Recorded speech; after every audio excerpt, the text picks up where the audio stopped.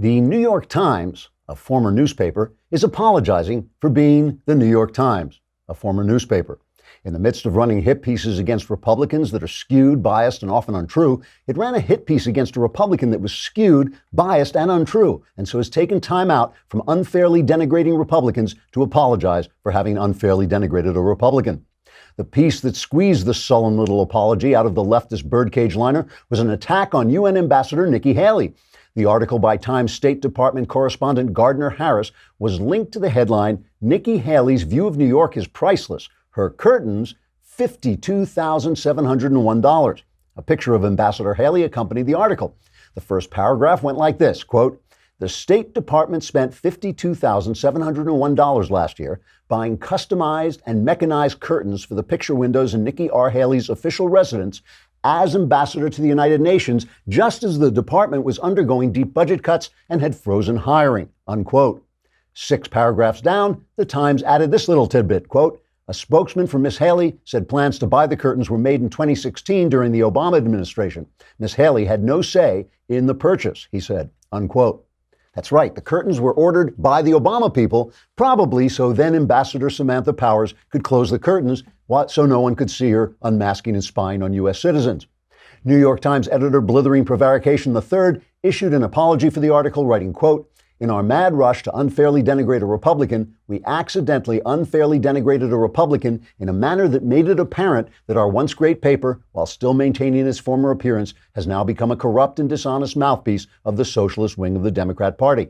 We regret revealing that and will be careful to unfairly denigrate Republicans more subtly in the future." Okay, the New York Times didn't really print that. That would have been the truth, which has no place in the New York Times. Trigger warning, I'm Andrew Klavan, and this is The Andrew Klavan Show. I feel hunky-dunky, life is tickety-boo.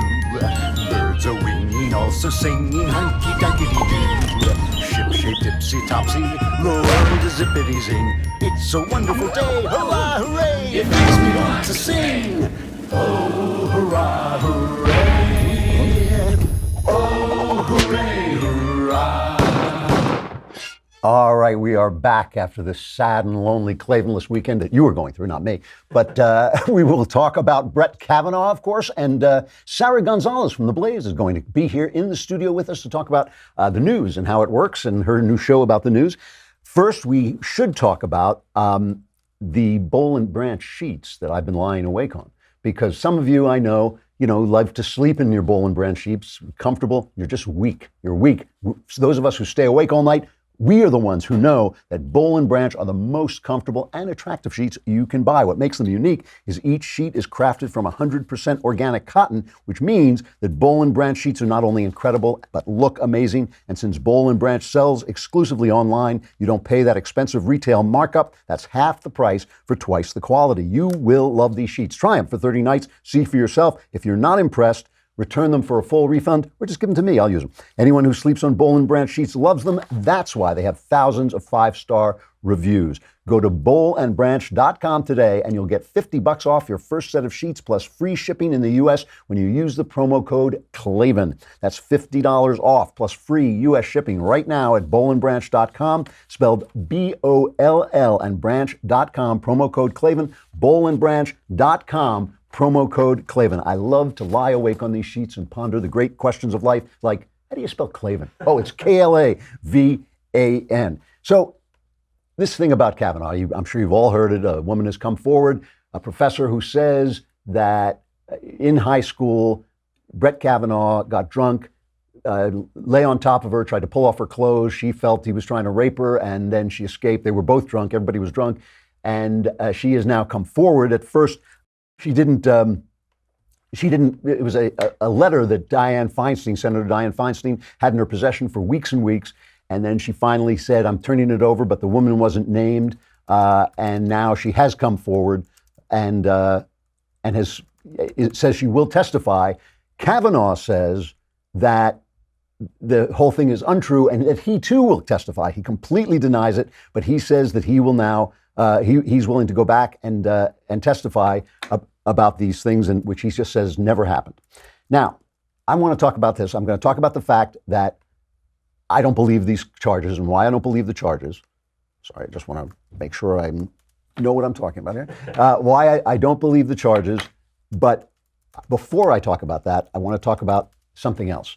I want to talk about what about if the charges are absolutely true? What about if the charges are absolutely true? Her name is Christine Blasey Ford. Is that her name? Have I got her name? Christine Blasey Ford. I think that's it. So I want to talk about what if this 53-year-old man of impeachable character, what if one night in high school when he was 17, he got drunk and felt up a high school girl who was also drunk? I don't care. I don't care. I don't give one rat's hair about that. I do not care if, now, I don't care if he were a left-winger, if he were as left could be, if he used the Constitution for toilet paper, I would want him turned down from the Supreme Court for that.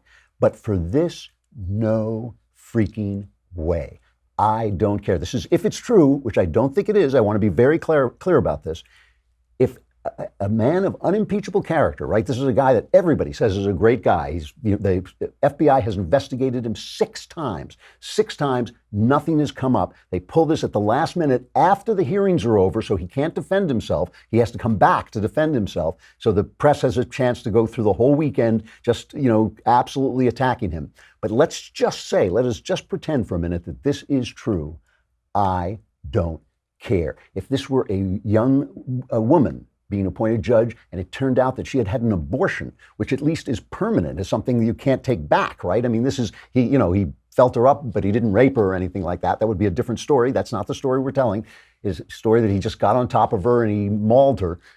If this were a woman who had an abortion when she was 16 or 17, who said, I did a terrible thing, I really feel bad about it, but I was 16, 17, I panicked, I wouldn't care either. Why not? Because teenagers have got to be able to be teenagers. What kind of compassionless, small-minded, puritanical, pinched, closed-hearted view of human life are we going to live with to serve our politics if people cannot be teenagers and make a mistake?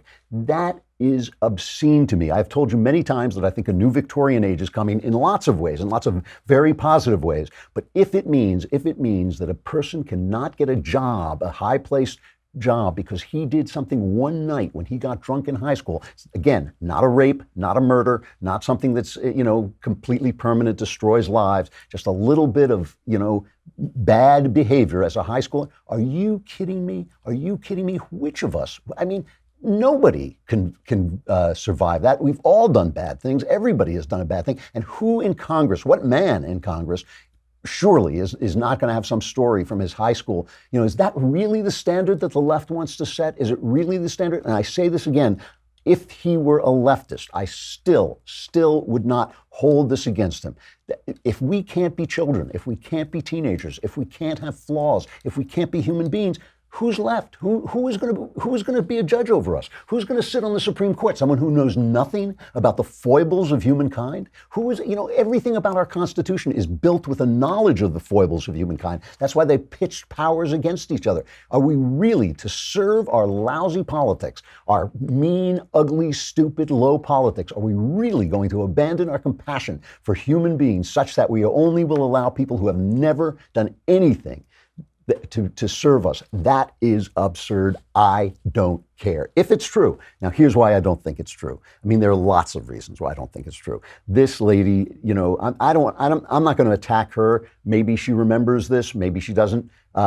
She told it to a therapist in 2012. This is the first thing. She told it to the story to a therapist in 2012, 30 years after it happened. She had never told it to anyone before, that he was trying to take off her bathing suit. The story in the therapist's notes don't match the story that she's telling now. They don't name Kavanaugh, and they say that there were 4 men in the room. Now she says that there's 2 men in the room.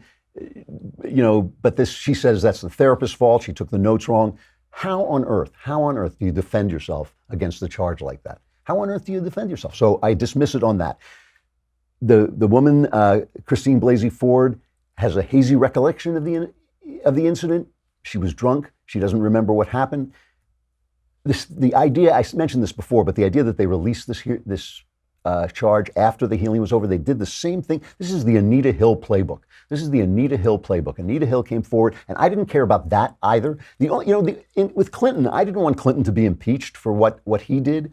The only thing about Clinton was it was revelatory of his constant character. Bill Clinton's affair that he had in the offices that we pay for was revelatory of his constant character. He was constantly using and abusing women for his pleasure. He was constantly using and abusing Hillary for his power. He treated her like garbage, and she didn't like it very much, according to all accounts. So that said something about his character. This says nothing about the guy. However, again, Kavanaugh has been investigated 6 times. There are all these women who have come forward and said that he was a wonderful guy. I think 65 women signed an affidavit, and the left's response to that was, that proves he's a bad guy. Why would he have to have so many people come forward if he wasn't defending himself against something? So the more people who come forward to defend you, if you happen to be a conservative, that condemns you. That's what condemns you. The other thing about this woman, and this is important, let me get to that in a minute. I want to talk about the way her students, she's a teacher, a professor. I want to talk about the fact that the way her students react to her. But first, Kavanaugh's mother, who was a circuit court judge, once ruled against her parents. That's something that may give her a grudge. And finally, she is a very left-wing, Bernie-supporting Democrat who donates to left-wing causes and has previously signed an open letter challenging Trump's border policy. Some people said, for instance, that, when she first talked about this, it was 2012, and so Kavanaugh, but she didn't mention Kavanaugh at the time, it seems like. So why would she say it if then Kavanaugh wasn't going to be in the Supreme Court in 2012? But Mitt Romney said he would pick Kavanaugh too. He put Kavanaugh very high on his list, so that she may have had a grudge against him, a political grudge against them too. So I'm going to get back to her students in just a minute. But this is such baloney. It is such a baloney thing to do. These guys will do anything to protect, the left will do anything to protect their power from the Constitution. They do not want that evil Constitution coming and taking their power away. Let us talk about LightStream, because I know, you have that credit card. I do this all the time. I have my credit card. It's like, it's not even money. It's just a little plastic card. You hand it to somebody. Then the bill comes due, and if you've ever read the small print on your credit card, the interest that you have to pay on a credit card loan is crushing. It is crushing. But with LightStream, you can take out a loan and pay it off at a much, much better rate. LightStream offers credit card consolidation loans from 5.89% APR if you're using autopay. That is lower than the average credit card interest rate of, get this, over 18% APR. The difference is amazing. Get a loan from $5,000 to $100,000. You can even get your funds as soon as the day you apply. LightStream believes that people with good credit deserve a great interest rate and no fees. My listeners will get a special discount on top of LightStream's already low rates. The only way to get this discount is to go to lightstream.com/Andrew, lightstream.com/Andrew. This is subject to credit approval. Rate includes 0.50% autopay discount. Terms and conditions apply, and offers are subject to change without notice. Visit lightstream.com/Andrew for more information. One more thing about this, the accuser, Christine Blasey Ford, Dr. Christine Blasey Ford. She has rated her students. Students give ratings to their teachers. Some of the things they say about her are, for instance, something is wrong with her. She says she holds grudges against students who cross her. Here's one of the things a student wrote, and these are before these charges came forward. These are from 2014. Christine Ford is the worst educator I have ever experienced. Avoid taking her class and avoid any interaction with this person. I feel like she has something wrong with her, and I'm surprised no one has caught this. Another one. Professor Ford is unprofessional, lacks appropriate filters, and I'm honestly scared of her.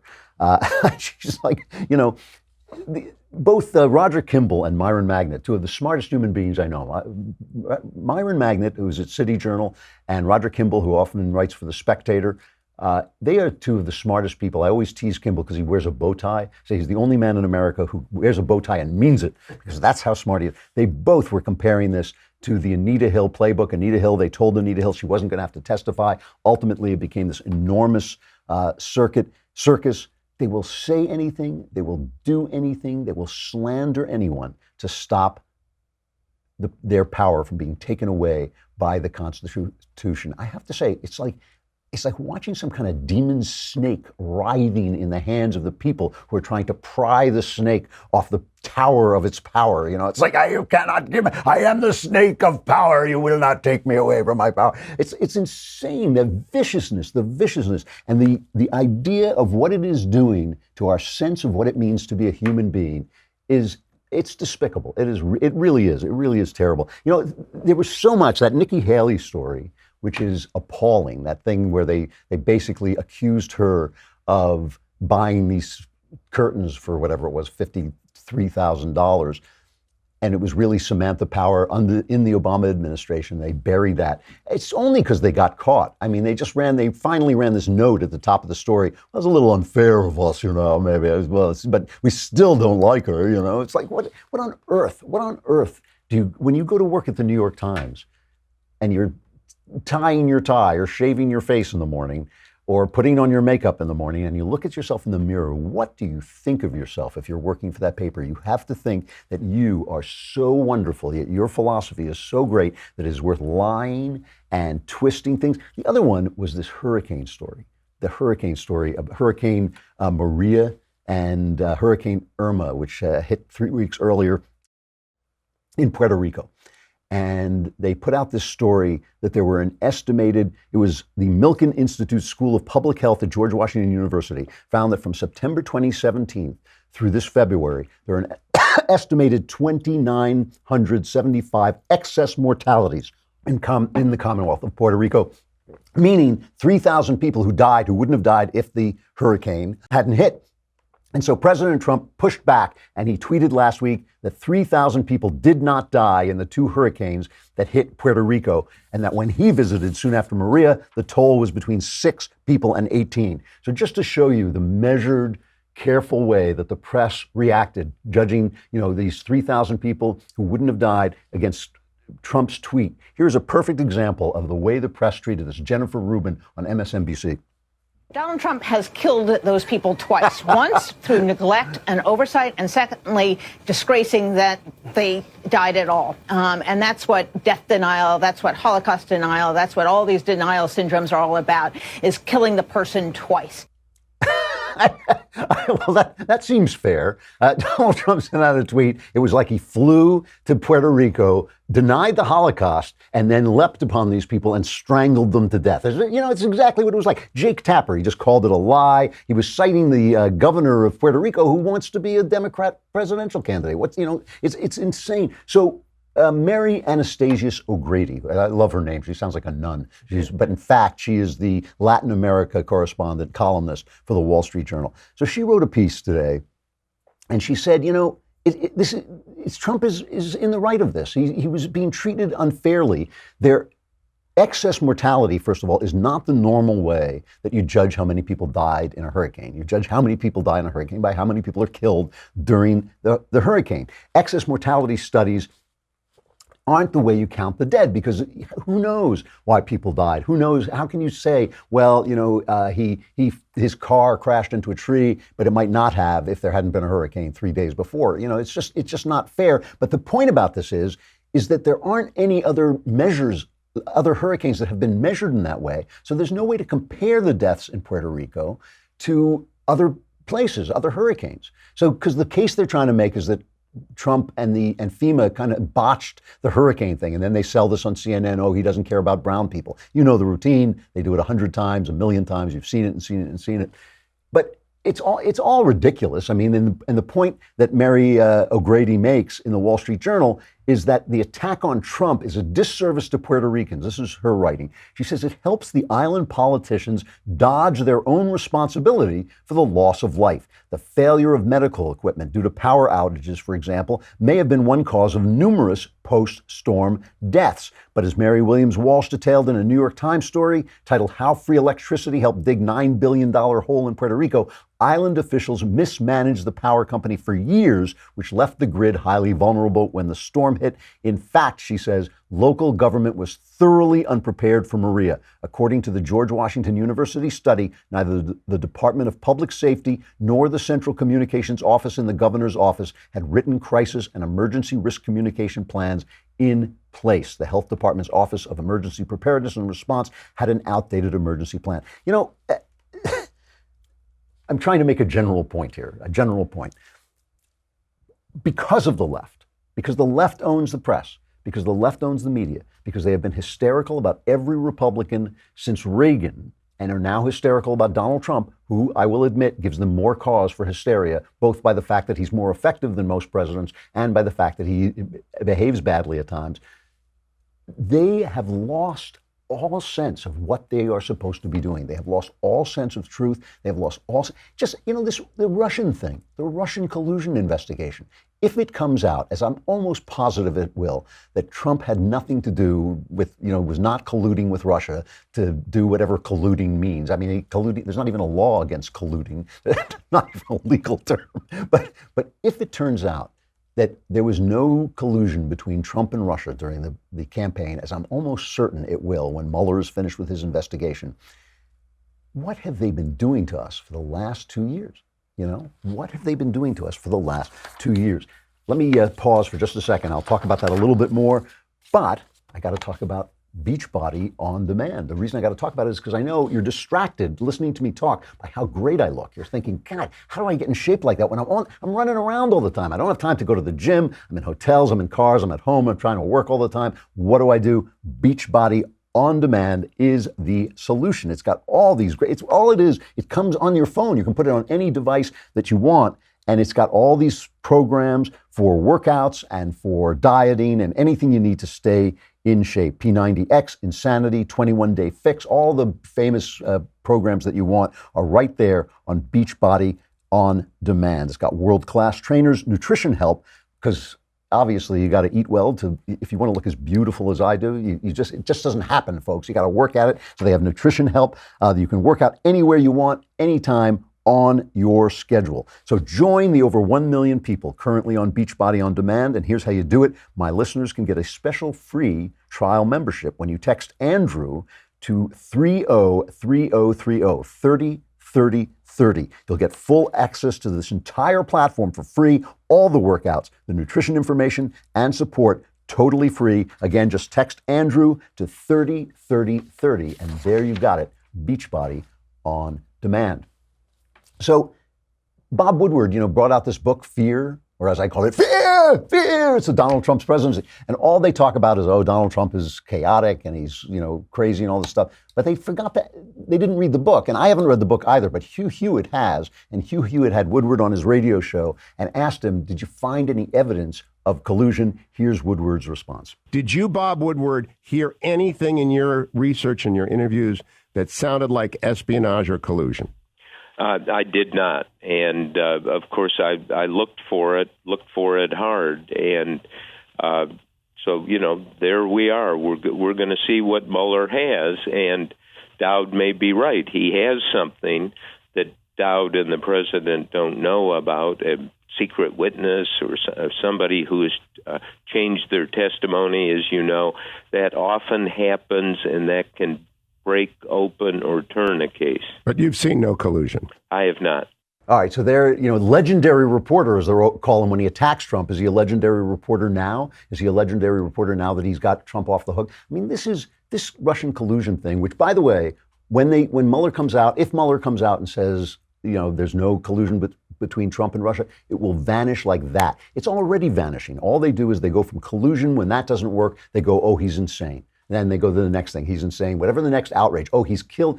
He flew down to Puerto Rico while denying the Holocaust and slaughtered 3,000 people twice. He brought them back to life, then killed them again. I mean, they are out of their minds. They're out of their minds. And if nothing else, it's making him look great, which is not that easy to do. All right. Coming up tomorrow, September 18th at 6:30 p.m. Eastern, 3:30 Pacific. Don't miss our next episode of Daily Wire Backstage with Ben Shapiro, the one and only, the God King of the Daily Wire, Jeremy Boring, with me and Alicia Krause. And guess who will join us? Glenn Beck. Not bad. We like to bring Glenn Beck. Glenn Beck, doesn't drink, and I don't think he smokes, so we like to bring him into a smoke-clouded room and drink in front of him. It's just a way of torturing him. We just like to get him. But he will talk about his new book, Addicted to Outrage, and more. We might let Knowles go. Are we going to let Knowles? Come on, Knowles going to be in there. He brings the cigars. We got to let him in. And we'll be taking questions, but only from Daily Wire subscribers. So make sure to become a subscriber today. That's tomorrow, September 18th at 6:30 p.m. Eastern. Join us for Daily Wire Backstage with our special guest, Glenn Beck. It will be worth it just to watch Glenn cough. Well, we'll be talking to it about his book, Addicted to Outrage. Become a subscriber and ask your questions. We'll answer them all. From the Blaze, we have the lovely Sara Gonzales coming in just a moment, but I have to say goodbye to Facebook and YouTube. This is the time. This is the moment. Come on over to thedailywire.com where you can listen to the rest of the show, but while you're there, you can also subscribe. It's a lousy $10 a month. It's $100 for the year. You get the Leftist Tears Tumblr with your yearly subscription, and you get to ask questions, not just on the Daily Wire Backstage, but also in the conversation, and most importantly, in my mailbag, where the answers are guaranteed 100% correct. I mean, where do you get a deal like that for $10 a month? All your questions answered, guaranteed correct, will change your life, $10. All right, come on over to thedailywire.com.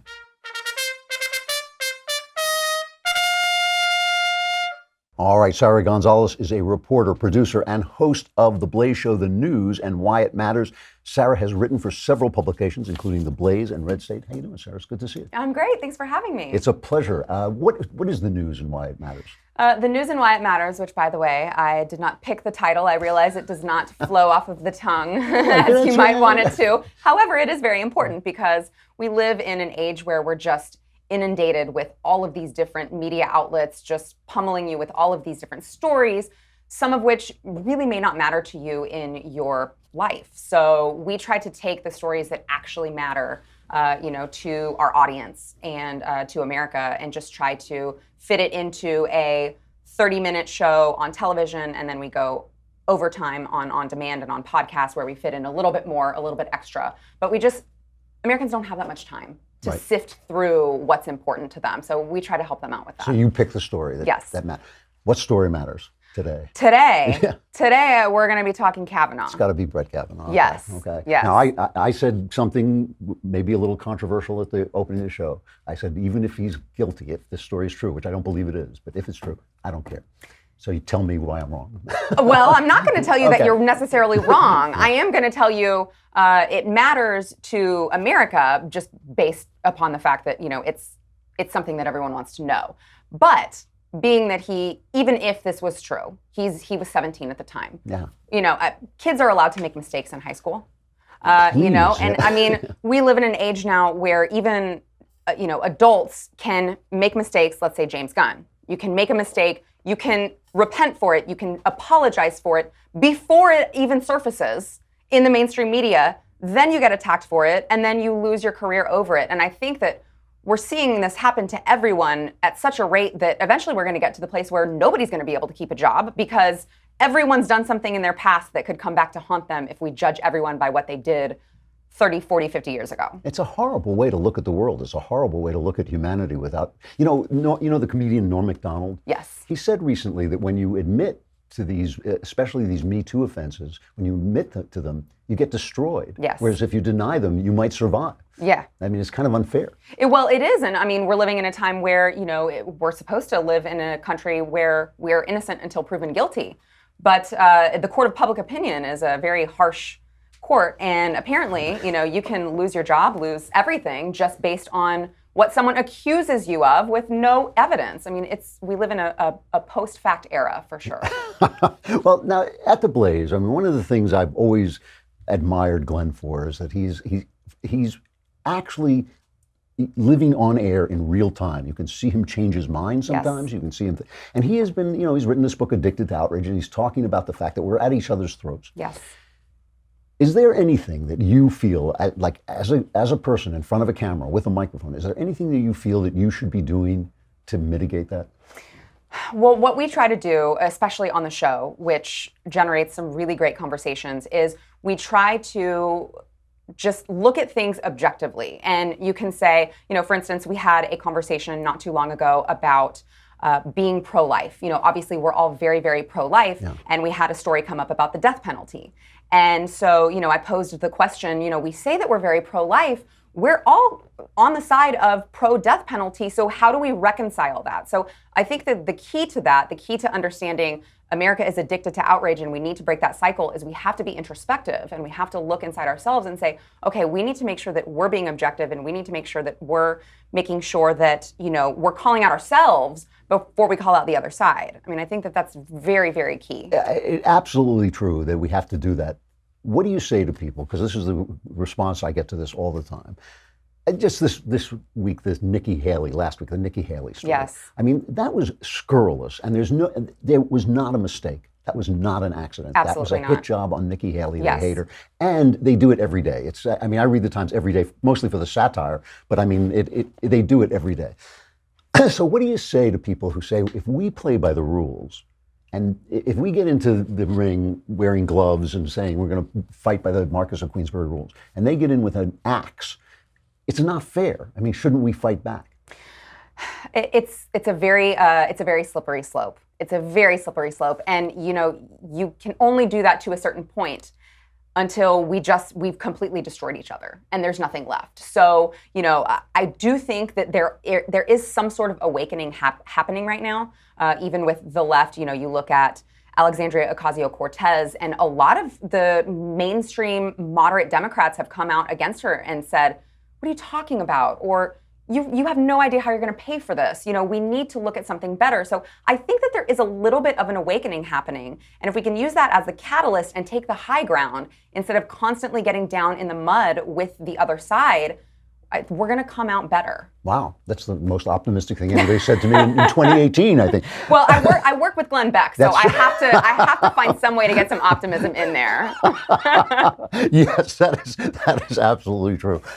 Where do you place Trump in all this? I mean, what do you think the effect of him has been? Hurricane Trump, as we Yes, know. Hurricane Trump. I mean, he certainly doesn't help it. I do know, Stu Bergier, Glenn's co-host, does always like to say he just doesn't like to pay attention to anything that he says, that he tweets, anything like that. Just look at policies in particular. I can see why he would want to do that, but anytime that our president is coming out saying anything controversial, I just wish someone would take away his Twitter. Really, just take away his phone. But he doesn't help. He doesn't help that. But he's fighting with the media, and he's in this constant battle with who is going to be the martyr and who is going to be the winner in this one particular battle. And it doesn't. I feel like as the president of the United States, he should take the high road. It doesn't always happen. I wish that he would, because then we could at least say, hey, the leader of the Republican Party is the one setting the example for everyone else. But, if someone has to do it first, and it sure ain't going to be the media. Well, that is the thing. I mean, that is the answer to this. Yes. I know a lot of people, sometimes me, who say, if we could take Trump's Twitter away, the guy would be on the $20 bill at this point. He has accomplished a lot. He has done a lot of good things. And done a lot of things with the press screaming that we were all going to die. I've seen that before. I mean, Giuliani did that in New York. He transformed New York. He was called a racist every single day by the New York Times. Reagan did it, and he was called all those names. They said everything about Reagan that they say about Trump. Obviously different people, but still. Yeah.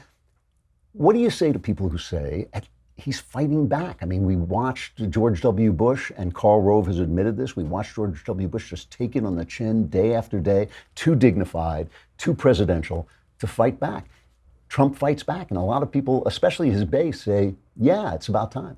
There's a way to fight back in which you're still not going negative. So you could point out, the New York Times had a misleading article about me. It was completely false.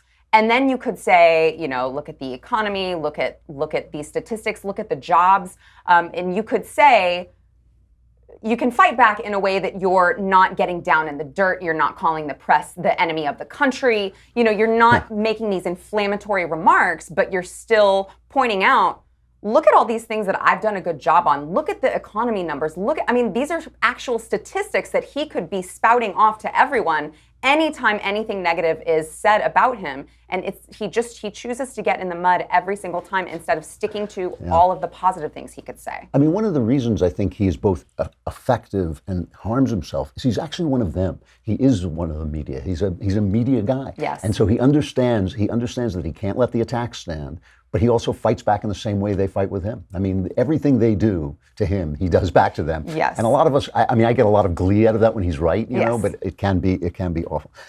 So when I look at the polls and I look at the economy, and I think everybody is thinking this, like, where is his popularity? And there's a lot of reasons why he doesn't have it.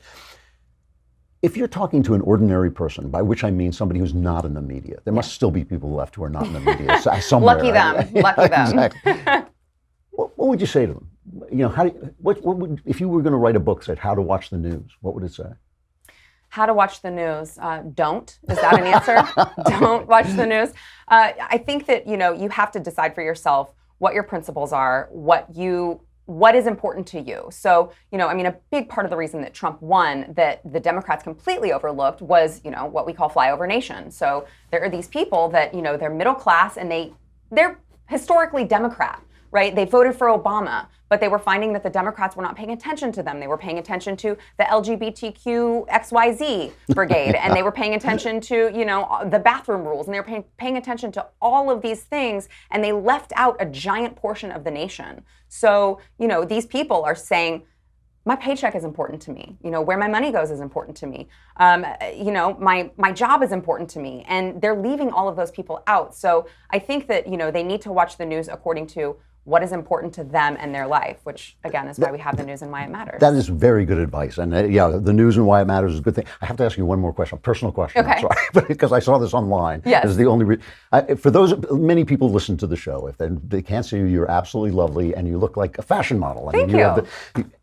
You weighed 100 pounds more. Yes. I saw a picture of you. You were unrecognizable. I was fat. We can say that. How did you? We're not PC around where I'm from. Fat. So I will go yes, with fat. I You were was. fat. I was very fat. Yeah. So it was a little over. It was probably 12 years ago, and I was in my last semester at college, and I just decided I wanted to go into law enforcement. And so I wanted to get ready for that. I knew I couldn't do it being so overweight. So low carb. Exercised every day, so no sugar, no bread. Wow. Yes, and I did it. It took me 2 years. Well, it should take you 100 pounds. Yeah, I did it the right way, Yeah, right. I did it the right way. So it took me 2 years. And I got pregnant, gained a little bit of weight back with pregnancy, and then lost it again. Wow. Just with the same style modification. And do you still live that way? I do. Wow. Okay. I do. I'm impressed. Yeah. I haven't touched a carb in 10 years now. Every once in a while, I make an exception. But very impressive. Sara Gonzales, The News and Why It Matters on the Blaze. Really nice talking to you, and I hope I hope to see you again soon. Thank you so much for having me. I have to show you one thing from the Weather Channel. If you haven't seen this yet, it's been all over online. But do we have this clip of this guy pretending that he's walking into the wind to show you how bad the hurricane is? Just play this clip.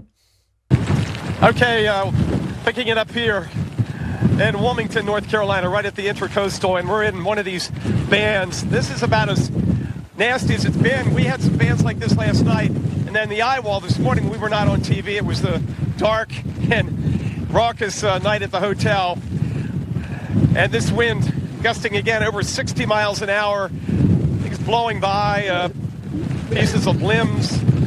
Hilarious. What's happening is, if you can't see it, he's pretending to lean into this powerful wind while two people stroll by in back of him, clearly unaffected. And if you watch the plants, the wind is blowing in the same direction as he's leaning. So he's not even leaning in the right direction. So if we distrust the news media just a little bit from time to time, like feeling they're all a bunch of liars and lowlifes, that's why. That is a perfect, it's only like a metaphor. It's like a metaphor for the rest of the media. All right, our crappy culture.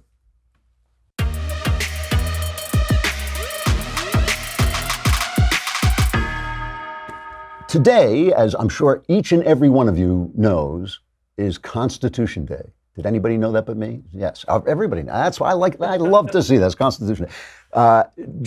Federal Judge Don Willett has a piece in the Wall Street Journal in which he recounts the famous story of Benjamin Franklin, who made the last great speech of his life, urging the signing of the Constitution with, as he said, all its flaws. And after he signed it, he came out, and the crowd in Philadelphia shouted at him, "What have we got? Have we got a monarchy or a republic?" And Franklin said, "You've got a republic if you can keep it." And Judge Willett writes that the The Constitution inaugurated a revolutionary design, Madisonian architecture infused with Newtonian genius, 3 separate co-equal branches locked in synchronous orbit by competing interests, ambition counteracting ambition. But the truly extraordinary element was that these 3 rival branches derived their power from 3 unrivaled words inscribed on the page in supersized script, "We the people." And he quotes Thomas Jefferson, "Wherever the people are well informed, they can be trusted with their own government." So let's see just how informed the people are. My friends at Campus Reform, we love these guys, went out, and now this is actually 2 years ago, I think. They went out and asked people whether the Constitution was being treated as if it were too important. If people were paying too much attention to the Constitution, here's what they said. I feel like sometimes people use the Constitution as an excuse to not think and to not work towards progress. I come from North Carolina, and there are a lot of people in that area who I think take the Constitution too serious. The Constitution was written, it was kind of vague and using the language that we don't use anymore, and so a lot of people just don't understand what it means. In a large part, I think the text of the Constitution itself and a lot of the amendments are probably taken a little bit too seriously. That attitude has a lot to do with sort of like our, path-dependent reliance on the Constitution and the way we're sometimes afraid to think, in more utopian ways. A lot of arguments end in someone saying, oh, well, this is what the Constitution says, so therefore this is what it is. People tend to want to read the Constitution very strictly when in reality it's a living document. It changes with time. We have to keep updating. Like, we would update anything after, the dictionary is updated like once a week. I think the Founding Fathers definitely didn't intend for the Constitution to have, just direct interpretation. I don't believe in direct interpretation of the Constitution. So we're in deep, deep trouble. I like the girl who said it prevents us from thinking utopian thoughts in a more utopian way. That's its purpose. That is the purpose of the Constitution. It was written by people who knew. It was written by people who understood what human beings are, how flawed they are, how sinful they are, how ambitious, how selfish they are, and it pitted us against one another to keep the government from taking away our freedoms, which is the natural thing that it does. Study more, learn more. Don't be a moron. Figure out why they wrote the Constitution. It can be changed. There's nothing wrong with changing it and updating it. But it is one of the greatest it is the greatest political document ever made. There's only one original, radical political thought. One. And that is that you should govern yourself. Everything else is Pharaoh. Everything else is Pharaoh. It may be Pharaoh for equality. It may be Pharaoh for, because we can run the economy better than you can. It may be Pharaoh because we're the experts and you're not. It's all Pharaoh except for the Constitution, except for the idea that you should govern yourself. It's a radical idea. We do not want to lose it. We should cling to it with everything we have got. All right, some of you may have noticed that Michael Knowles wasn't here today. I didn't, but some of you may have. That was because he had a little accident. I accidentally backed over him with my car 3 times. No. We were on the Blaze, and he's coming up. He'll have his show, and he will be back. We didn't fire him. Ben hasn't fired him yet. I'm the last guy to get the memo, so he hasn't fired him yet. Tomorrow we will be back. I'm Andrew Klavan. This is the Andrew Klavan Show. Be there.